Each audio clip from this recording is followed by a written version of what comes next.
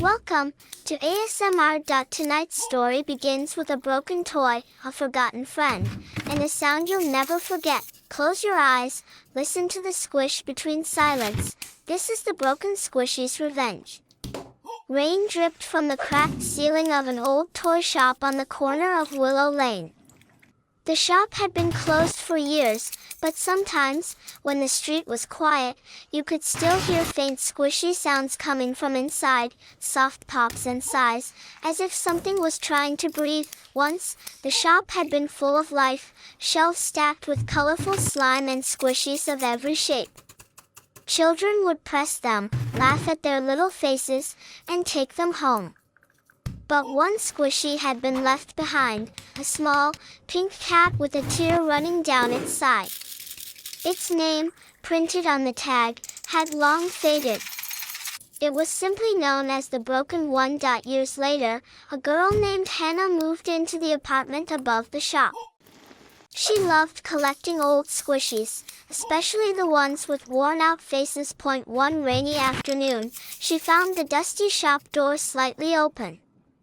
The air inside was thick with the scent of rubber, glue, and something sweet, like spoiled candy. As she explored, she saw the shelves collapsing, slime jars dried and cracked. Then, in the middle of the floor, lying in a puddle of sticky residue, she saw it, the broken squishy cat. Its body was torn on one side, foam poking out, eyes faded to a milky white. Something about it made her feel sad. She picked it up gently, pressing it once. Squelch, the sound echoed softly through the empty shop. Then, from somewhere behind the shelves, another sound answered back. Squelch, squelch, squelch. Hana froze.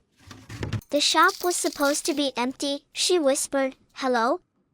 Nothing, only the faint scent of bubblegum filled the air. Shrugging off the chill, she took the squishy home. She washed it carefully, dried it, and placed it on her desk beside her bed. For a moment, under the lamplight, it looked almost new again, cute, harmless. That night, she dreamed of pink foam and tiny eyes watching her from the dark. When she woke, her hands were sticky. A faint line of pink slime trailed from the desk to her pillow. She frowned, picked up the squishy, and gasped.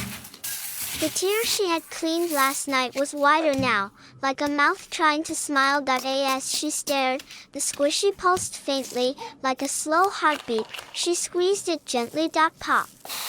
Squelched. A small whisper escaped. "You left me there. You forgot me." Hana dropped it instantly, backing away. The voice continued, soft and wet. "You threw me away once. Now I'll never let go." The next evening, Hana tried to throw it out.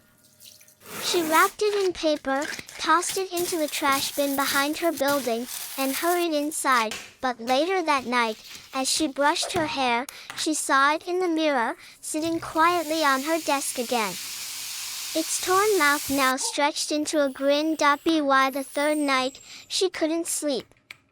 Every few minutes, she heard faint squishing sounds, sometimes near her bed, sometimes from the closet. When she finally turned on the light, the squishy was gone, but there were pink handprints on the walls. Soft. Smudged. Like someone small had crawled across the room. She tried to run. But the floor beneath her feet was sticky, covered in a thin film of slime. Something soft wrapped around her ankle. She looked down, and saw the broken squishy clinging to her leg. Its mouth tore wider, foam stretching like flesh. "Now you'll never leave me again." Hana screamed and tried to pull it off, but it melted under her touch, a mess of pink slime and tiny plastic eyes. The sound of hundreds of squishies filled the air, squelching, popping, whispering together, "We remember. We remember. We remember."